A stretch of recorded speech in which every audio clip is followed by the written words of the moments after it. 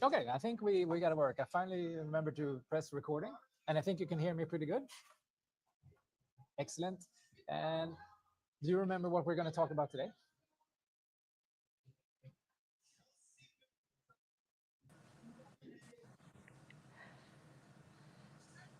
So today we are going to talk about how to understand ourselves better. So, and I hear a lot of times like, oh, we shouldn't compare ourselves to other people, or and we shouldn't care about what others think. And I would argue it's the opposite. We should definitely care what other people think. We just have to be careful about who and what they're saying and what it means, right? So we're gonna have a look at that today. Oh, welcome back, Sai. I see.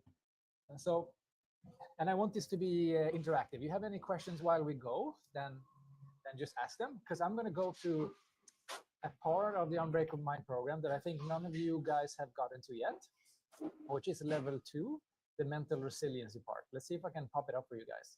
And it's actually one of my favorite parts, because it really gives us a lot of understanding about ourselves. And if we can understand ourselves and we have the goal where we want to go, then chances are we can see the difference between who we are and who we want to become. And from that, we can map out the path, right? So we know where we want to go, we know where we are, and we can map out the path. And that means we don't have to focus so much on our past, our inner child, or whatever you want to call it. We can instead just focus on where we want to go, which means we don't need a lot of understanding of why we are the way we are, and we can focus our efforts on becoming who we want to become. Make sense? Okay. Perfect. So that's one of the core components of Unbreakable Mind, right? You'll recognize this because you've done this before. So I'm going to Yeah. give you a little tool here. See if I can press the wrong button, which rarely happens. But here we go. So let's see. I think none of you have been here, right? Level 2, and understand yourself through contrast. You're not there yet? All right. Okay. Well, this will be really good, I think. So I'm going to actually do this one first. So everybody knows there about Simba, right? You know about the story about the Lion King. Have you seen the Lion King movie? I assume both of you have, and also the people on the YouTube stream Yes. has probably seen that too. Yeah. So Simba was born from greatness, right? He was supposed to be the future king. He was this celebrated little cub. You remember the epic scene where he's being held up in front of the lion cliff or whatever it's called, and everyone's like, "That dude is the king." You know who he was, or at least they thought he did, right? He even sang that song, like, "I just can't wait to be king" song, and everything was fun. Leadership was fun. Courage just came natural to him because he didn't really have any difficulties, right? And then Mufasa dies, which is his dad. And then he has this horrible uncle, I think it's his uncle, who manipulates him into believing that it was actually Simba's fault. So Simba, not being that as courageous as he thought, he just takes off, hides in the forest. He hides from the dangers, but most importantly, he kind of hides from himself, because before he had this vision, like who he wanted to become, he had this vision of becoming the king, right? But then when he had to step up, it was too much for him, and he had to take off. So he hides away there. He lives his Hakuna Matata life, right? And the Hakuna Matata life is what I see a lot around me today. So Hakuna Matata is basically avoiding everything that is difficult and just having this illusion that you can have the most streamlined way through life ever possible. So just avoid all the difficult things. And if you do that long enough, life which is going to be great. Which, first of all, it just isn't possible, right? We all know that life is going to throw crap in our face, and we're going to have to deal with it. So we can either prepare for those situations, or we can say, no, I'm just going to think positive thoughts and move around. Or as Simba did, she's going to hide in the bushes and expect nothing to happen. Because if you just hide from everything, you'll be fine, right?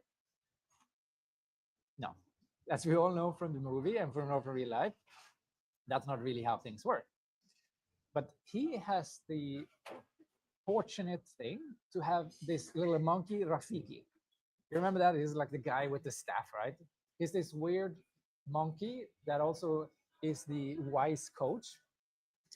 And he is like the he is the perfect illusion or illustration of the tool we're going to practice today. And the tool we're going to practice today is Johari window. And this will make soon very this will make sense very soon. Has anybody here worked with the Johari window before? No. It's a really cool thing. I learned this the first few weeks of my officer training. So it's stuck with me since, and it's something that I it will be really interesting. So let's go.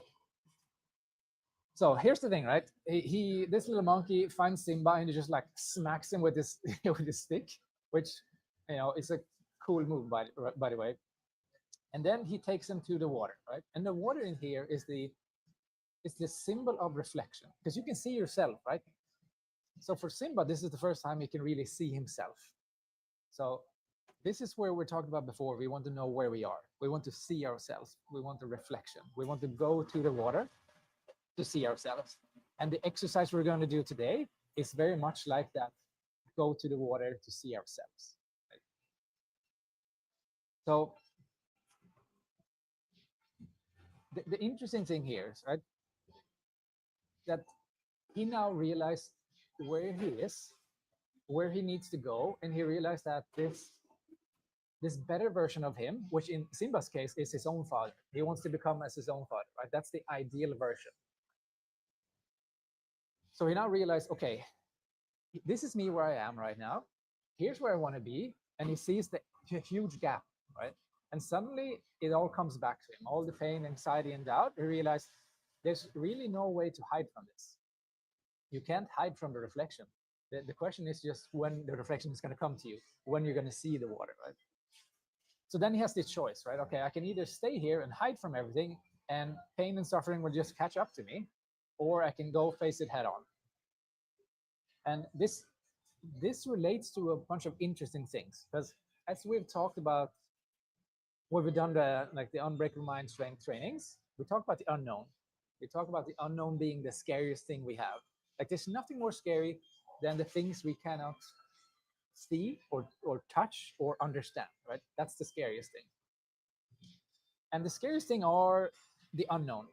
So by dealing with things, we approach the unknown. We get to see what the unknown is. We get to make it tangible. It's even so interesting, and I learned this just recently, is that if you have scary dreams, or actually like this, if you have kids, or you've been a kid, and you had nightmares, like you had this little horrible man hiding under, what's it called, under your bed, like what's the advice you give to that kid? What do you tell your kid who says there's a scary thing under the bed? What would you guys say? You get a spray bottle with water in it and you say it's monster anti-monster spray, and it's a water bottle with a spray with I love water that. in it, and you get the kid to spray the water underneath Yeah, the bed, and they say yeah, go away monster when they spray the water underneath the bed, and their yeah, brain says the monster's gone because I did something. yeah, yeah, right. But and the It big deal here works. that you're mentioning, yeah, and the thing that you're doing is you're taking it from being like, oh, this scary thing that I can't see, and you're turning it into you're going to face it. You're going towards the monster to face it. And even if you have you only need a fake gun for fake monsters, and that's the beauty of it. So, but the important thing is if you face the monster, you realize what the weaknesses are, and then you can deal with it. So that's the big deal here. You have to face the monster, right? And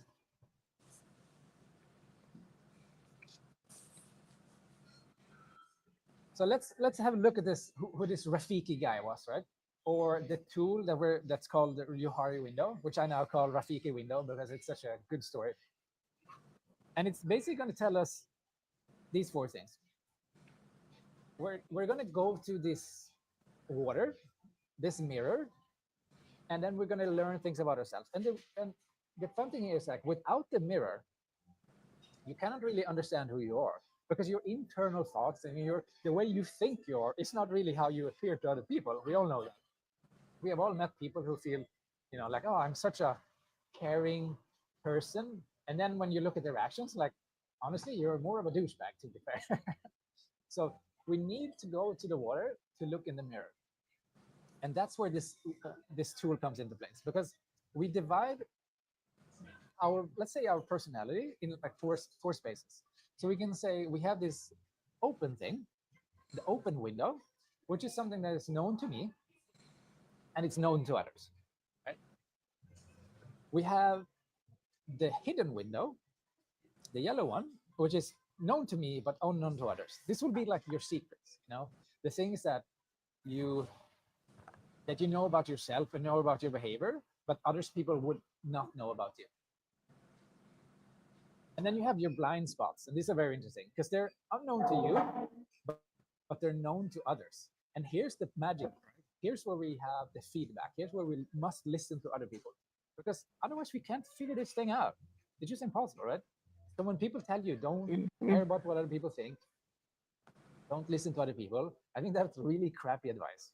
It's like super crappy, because we need to listen even to the people we don't like. We need to like think about what they said and be like, is there something in here that's useful? And sometimes it is useful, even if you hate that person. And sometimes it's just absolute dog crap and we throw it away. Right?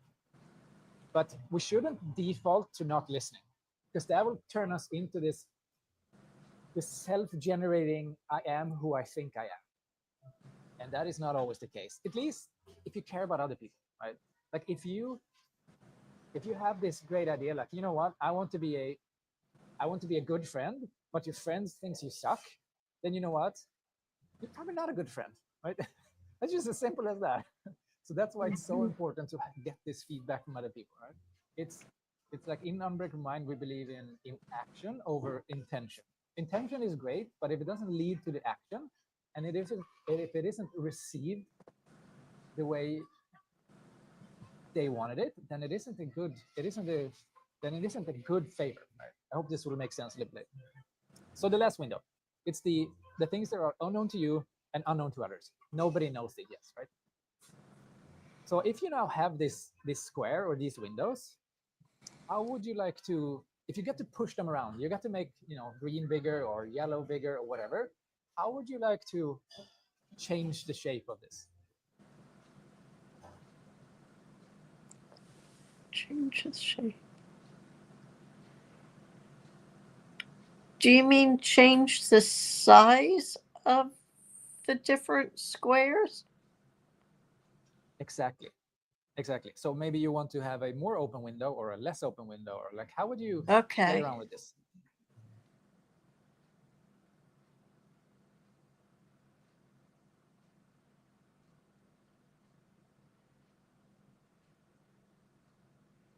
Reduce blind spots, and the hidden should be on a need to know according to what type of circle circle's a bad word.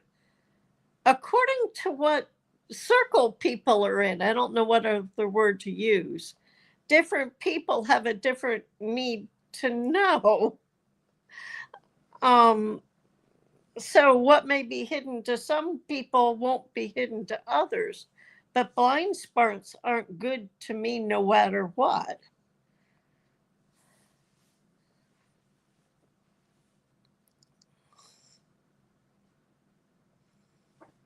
What about you, Sky? What are you thinking here?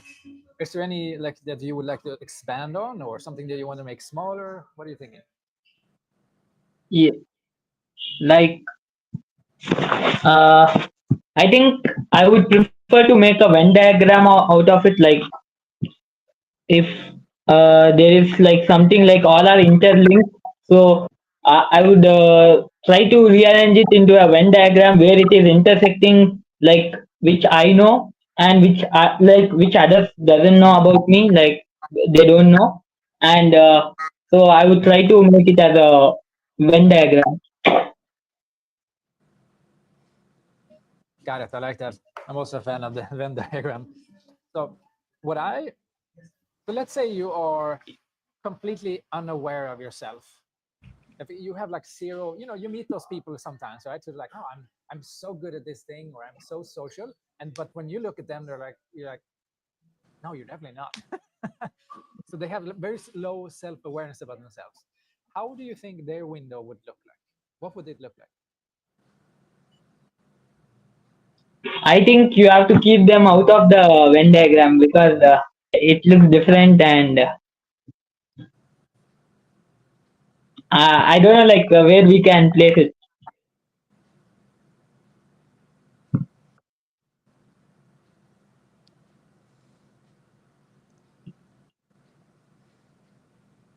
Like it's uh, 1 minute, like Yeah. So here's how I see it. If you have someone who is completely unaware of themselves, then they will have really big blind spots, right? So you Mm-hmm. could say that this red zone is known to others, but it's unknown to you. So that red zone will expand. It will be maybe 3 or 4 quarters. I'll see if I can draw it over here in a little map as well. But the idea is that their blind spot is so big because they're unaware of themselves, right? Does that make sense?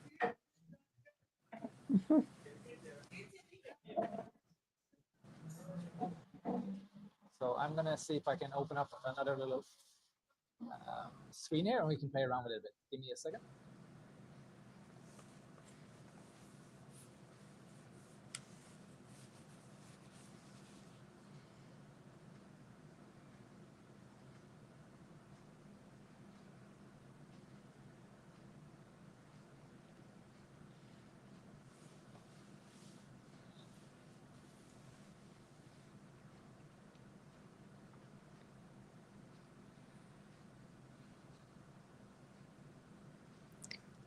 So I'm gonna add in this here and then we can play around with it. So what do you guys see? Like, how could this tool help you in your guys' life? I want to hear what you're thinking now about this.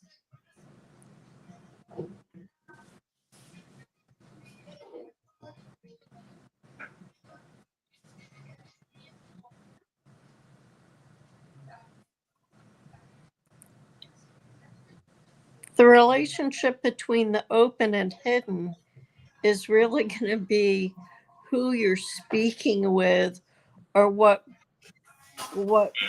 group that person fits into that you're speaking with, because uh, some, if it's a work person or a family person or a close friend, they may have more access to some information or stuff about you than other people. So there may be more openness with some people, and there may be more hiddenness with more hiddenness with acquaintances, and more Yeah. openness with people that you're more intimate with. Trying to figure out words for this. So let's Um, say if we do this, let's say this is this is Mr. John, right? And his window looks something like this. He has a really big blind spot, and the other ones are kind of smaller. So there's a lot of things that are unknown to John and that are known to others. How do you think he will move around the world?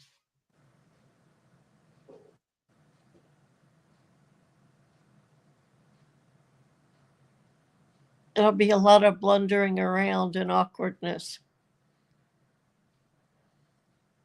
And the reason why I'm asking you and like putting you on the spot and trying to make examples of it is because one of the main ways to remember something, as far as I understand the science, is to create your own examples. Because every time I ask you a question now, like, what does this mean in your life? You have to use your brain and you have to think, and it's like hard, but that thinking helps you create examples and helps you solidify this thing in your brain, and it will become a memory. Yes. So that's why I'm putting you on the spot and having you do it. Just so you, I'm not trying to pin you. I just want to make sure that we get the most here. Right? Hope that makes sense. The only way Yes. it would look really awkward is if that person with the huge blind spots about themselves is if they had a super gift in reading a crowd, and they could read the crowd so well that they met the crowd where the crowd was, even though they had their own blind spots. And that would be a Yeah. weird mix of abilities and weaknesses, but Yeah, they and very would uncommon, right? balance each other off somehow.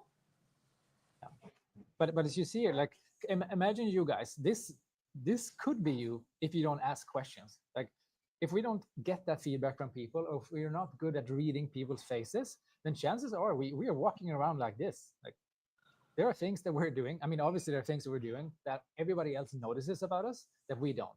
And the magic really happens when we take that feedback. If it's useful, if it's someone we trust and they're good at giving feedback, then we can take that and we can change our behavior to become the person we want to become, right? So that turns our blind spot window, makes it a little bit smaller, and then we realize, you know what, I really want to be the best friend I can be with my mom. But if everything I'm doing is being received by her as annoying or frustrating or not being the best friend, then it doesn't matter my intentions. It doesn't matter if like, oh, I just want this for you. Like, yeah, but if that person doesn't want that, it's like giving someone a puppy because you want them to be happy, but they are allergic and hate dogs. It's just the intent doesn't matter that much as the actual action, right? Okay. So that's what I'm trying to get to here. We if we can identify our blind spots, we can choose to change our behavior if we want to or not. But if we're unaware of it, it's really difficult. So I would say that's one of the big parts. Okay, let's play around with this a little bit more here. Oh wow, it's really chaos here now. Yes. What about the unknown window? Any thoughts about that?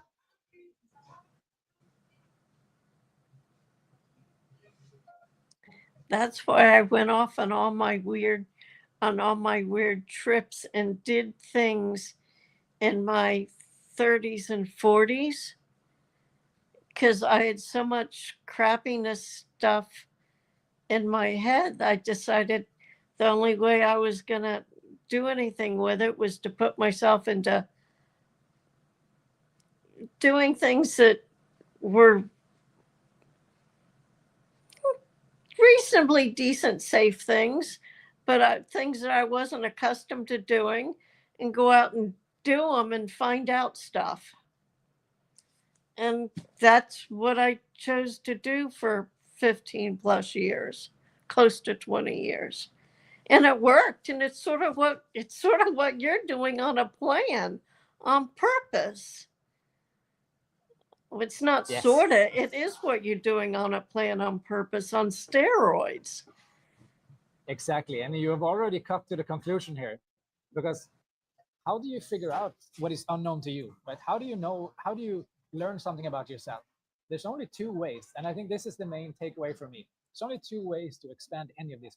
One, we have the inputs from others. We talk to people, we get feedback, we read their visuals, we see that you see their faces change when we say something, and we're like, oh, maybe that was not well received, right? That's a little bit of feedback.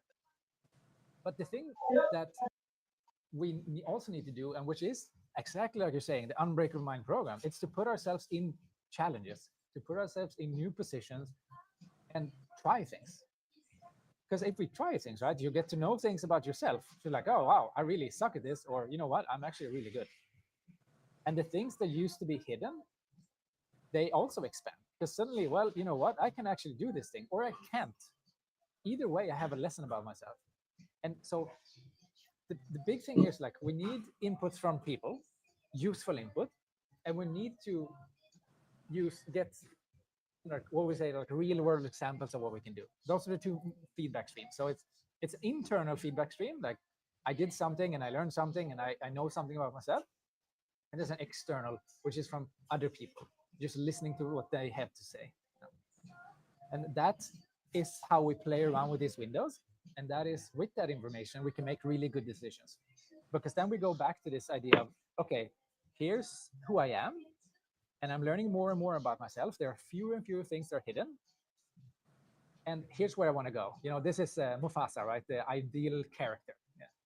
And this is where I want to go. And then you see that, wait, these are not overlapping. Or maybe they are like size Venn diagram. They're overlapping a little bit. But if they're too separated apart, then we got to do something. Because just like Simba, we can't just hide out and cruise through life hoping that everything's going to be fine, because life will catch up to us, right? That's just it. So I think that, just like you said, that's a really beautiful conclusion here. We need feedback from others, and we need our own feedback, right? And it all comes from challenges. And the challenges comes from having tough conversations, so we get to learn about ourselves, or having tough situations, so we can go out there and learn from that experience. The idea of this came from when I ran my first ultra marathon. We have been running for, I think, 5 or 6 hours, which is, in a race like this, is just the beginning, right? You have 6 times more that to go. And this guy, who was way more experienced than me, he stopped and he said, I think I'm going to stop. I think I'm going to quit. And I'm like, dude, what do you mean? Like, and in that moment, I realized that was a question that I never had. Like, I had figured out beforehand that I would stop only when these 3 criteria happen. Right? But I through him, I could understand a little bit about myself. I knew that, okay, wait, if he is like that, and I don't relate to that at all, then I just learned something about myself. So it wasn't about him. Like, he could do whatever he wants with his life, but by looking at him and by comparing myself to him, I learned something about myself. And we see that a lot of times in life, right? We have someone who's achieved something or doing something, and then we realize, wait, I want to have that result, but I'm not doing those actions. And that's a good comparison, right? As long as we are fair. Because if you're trying to be, if you're trying to do a slam dunk being a basketball player, and you're the height that I am, like semi-midget, then it's just not a fair comparison. It's just way different, right? So you have to compare fairly. And that's why you probably won't compare yourself to Instagram, where everything bad is filtered out and only the good is left. But I do believe that we should listen to other people, and we should compare ourselves to other people. We just need to do it in a useful and healthy way. What are your thoughts on that?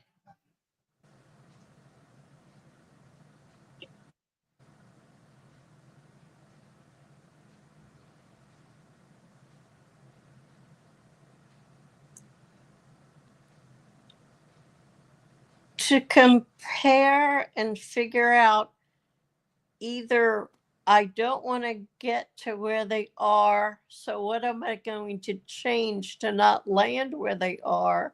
Or I like where they are, how did they get there? I've spent 25 or 30 years choosing what I called my heroes and going up to them after choosing them and going, hey, how did you get there? Care to share? And I've got a good string of people, very good people from a varied collection of backgrounds, that shared how they got to where they are from a number of hard places. And they helped me get to where I am. If you don't compare, that means you've got to hard scrabble yourself up the first time, when there's been other people that have traveled a similar road, because there's only so many different ways a body can move. There's only so many different things a person can experience. Somebody else is going to experience something similar sometime. If we don't learn from somebody else, then we're going to be creating it from scratch ourselves. And it's going to take a lot more work, a lot more time, and a lot more pain and suffering, and a lot more energy. 100% agree. And it's a ridiculous statement to not Yes. listen to one or not. Yeah. Yeah. Sorry. Side. Yes, like what like whenever I try to compare like with anyone, like it actually makes me like even I want to compare with anyone and learn from them, like how their journey is and like what path they are going. But sometimes like there are many people, according to my field, there are many people like what perspective I see, like there are many people and I get confused sometimes, like if I'm comparing with the right person or there are many people to compare with, like I get confused in some time of point, like where I try to compare, and if I don't match that level of this peak what they are in, and sometimes I get demotivated, or sometimes even I get motivated, like when I reach there, like how their steps like how they are putting their steps, and trying to follow their steps, and it actually works sometimes, but sometimes I get confused, like whether whom to follow and whom to compare. That actually gets this thing, like little confusion of like what is the right way to compare, like Yeah, I think that is an excellent question. And for me, so I grew up without a dad, right? So I didn't have that role model. But what I realized was a big benefit is that I didn't have a role model, so I got to go out into the world and pick behaviors. So I never had like when people ask me, "Oh, who was your role model when you were a kid?" I'm like, I don't know, but I do know there's a bunch of different characters in my life where I've taken good behaviors and I've made them into like this ideal version. So there's not just one person, right? Because we all have our flaws. We're all pieces of shit sometimes. That's just how it works. So I take the best. So like my friend Bill, for example, extremely good at being a great host. He's always been like super welcoming and is amazing at that. So I take that from him, right?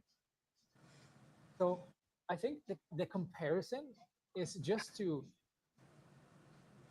I think the comparison for me would be to just like, okay, like you would do in science, like you do in science, right? If you compare apples to apples and not apples to pears. So like, hey, I can't compare my business to someone who has done this for 10 years and who has, a millions of followers. Like when they send an email, different things happen. When I send an email, it's crickets, right? So that would be a fair comparison. But what I can do is say, oh wait, this person, they are active every week, they do the actions every week, and they have 24 hours in a day. I also have 24 hours in a day, so maybe I can do the actions, right? So I think I compare myself a lot now that I mention it with the actions rather than the results. Like I wouldn't compare myself to they already have this or they are good at this, but I can compare myself to the effort or to the input, and then maybe I'll get a similar output. yes. So that's how I'm thinking about it. How does that sound to you? Yes, actually, I didn't think in this way, and I think this is the best way like I can find, because when we try to take the actions and try to take the behavior, that can actually lead to, like it may lead to somewhere, but it will lead to some positive way because their behaviors are taking them to the result. So I think following the behavior is the right part, that it is better than comparing to someone than taking their behaviors and action and implementing in our life.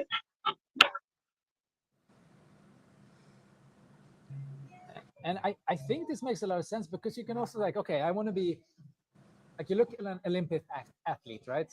And you look at them and you're like, okay, wow, they have a gold medal in whatever swimming. Okay, so I I can't have that gold medal because they got it. That's already passed. But I can do the swimming. I can show up for practice every day, and I can do the best I can with the resources I have. And that's what they did.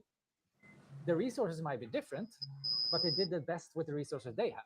And I'm going to do the best with the resources I have. So I think that is a good behavior to mirror or mimic, as far as I think. Well, great question. I love that one. That was a good. I'm going to take that one with me. Okay, so now Yes, what even happens? I'll follow the.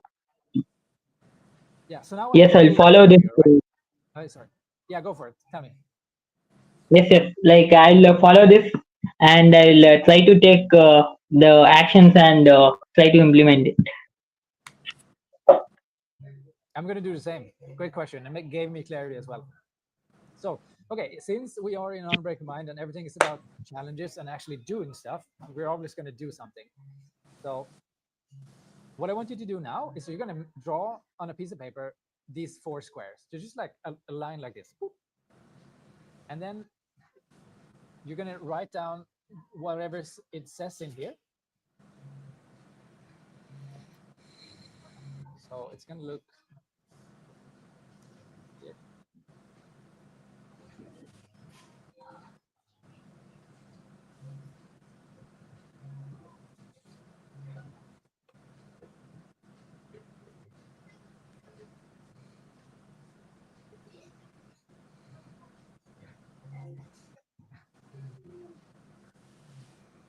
And then, let's see here.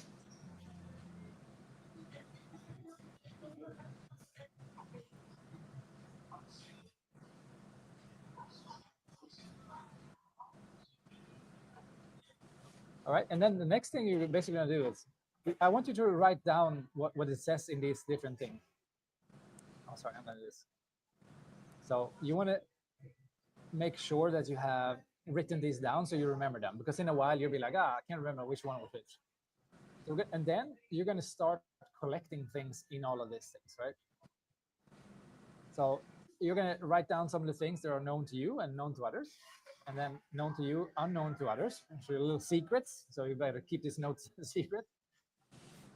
And then obviously this one is hard to fill out because it's unknown to you and it's unknown to others.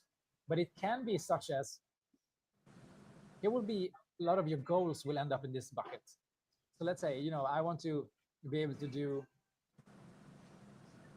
let's something simple. I just want to get this grade, or I want to get this, like for you, Sai, right? I want to get this score on my test. Like, I don't know if you can do it. You don't know if you can do it because you haven't done it yet, right? So that will pop into this bucket. Or like the things that you don't know, the skills you don't have, right? So you want to pop that in there. And here, this one is the most exciting one, the blind spot, because here you're going to put in the things that are unknown to you, that are valuable, and that other people know. And this will be turned into our next exercise that was down here. So just very quickly, draw on a piece of paper these 4 squares.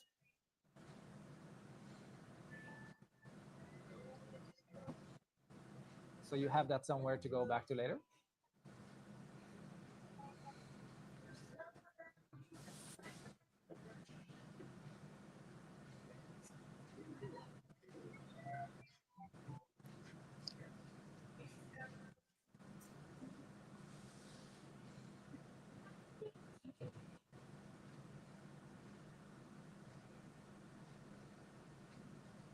And you can also reverse engineer this. So let's say you're going like on an interview and you realize there are things that are known to you that are unknown to the people who's listening to you. So then you're going to take the stuff that's in here and you're going to put it in the open. So like, okay, if you're going on an interview or whatever, and you want them to know things about you, you got to show it to them, right? So you expand your open window. So in relationship to this person who I want them to hire me, then if they don't know this, they won't have the correct information and they can make a good decision. So I need to move things from the hidden into the open. And you could also reverse engineer it and say, hey, there are things here that I don't want them to know about me because those things require more explanation. And maybe there's not time during a 50-minute call or whatever. So I want to put those in the unknown to others, right? So you can move around and play around in everyday life, in relationships, right? Okay, have you written that thing down now? You don't have to fill it out, just to have the outline. Okay, good. Then we're going to go to the most important exercise related to today, which will be here. This one. We're going to go into into the people we have in our lives, and we're going to ask them about information. So we're going to minimize our blind spot and open our and add more to the things we know about ourselves. So we're going to find someone we trust. And this is the key thing here, right? It's got to be someone we trust that they will give us valuable information, right? So if we don't trust them, it's not sure that we can make a good decision based on what they're saying. So like if you're tracking analytics on your website and you don't trust the data coming in, then you can't make good decisions. So this will be your data point, right? So we want to pick a good source of information. So this could be someone you trust or someone you value to give you honest feedback. And it's as simple as that. And if you don't know what to ask, you can go with a generalized question like this, like, what's something you see in me that I might not see in myself? It's a really good start. And once they say something, you start to dig a little bit deeper and you start to realize, oh, wow, I didn't know about that about myself. And you have a conversation. And for everything they tell you, you learn more about yourself. And even if you don't agree, even if you think that what they're saying are stupid or incorrect, at least you'll realize that, you know what? That's their perspective of me. And then you can match their perspective of you with who you want to be.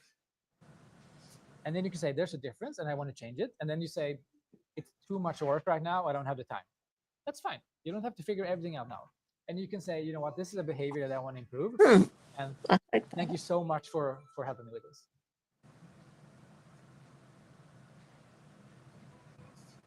But this is, I would encourage you to use this as much as you can and ask for good feedback from people you trust. And for me, conversation is higher than, if you trust the person, then they will give you good, useful information. Because if you're trying to read body language, there might be misinterpretations. You might make it more complicated than it needs to be. And the beautiful thing is when they give you that feedback and they realize, oh, you weren't offended. You didn't say, no, that's incorrect. And you just listened. Then that relationship will increase and will be much stronger. So this is incredibly powerful when you want to build that team arena. And no matter how pissed off you get or how stupid you think they are, just take it in, process it, and say thank you. That is, I promise you, that's a golden key for good relationships in many ways. Okay. How does that sound? Are you willing to Yes. try this? Yeah. Do you have someone on your mind that you will do this with already? So on your piece of paper, I would love for you to write down who you're going to ask. You don't have to tell me, but to take the next step, you need someone to ask this.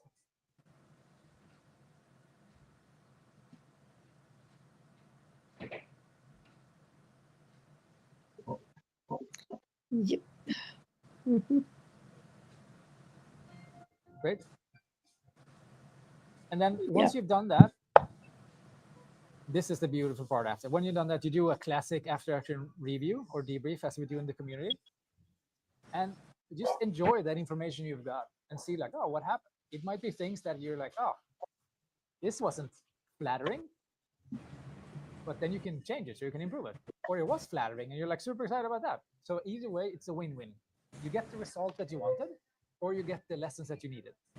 Just good stuff overall. So what I showed you now was part of the level 2 mental resilience. It's one of the deals where we figure out who you are. So once you guys get to level 2, you go in detail of all about this stuff. And as you can see, there's tons of stuff here. You have the find your direction, where we set the goal or direction for our lives. We develop mental strength and deeper level with your breath work, intuition. There's so much gold in here. So I'm excited about you guys getting to that point. And I think, Robin, you're probably pretty clear, pretty ready to go here soon. Okay, cool. That was my little thing today. I'm going to stop the recording, and then I would just love to hear your guys' thoughts. For you guys who are now watching from other pages, the most important thing you need to do now is to keep challenging yourself. Get those lessons.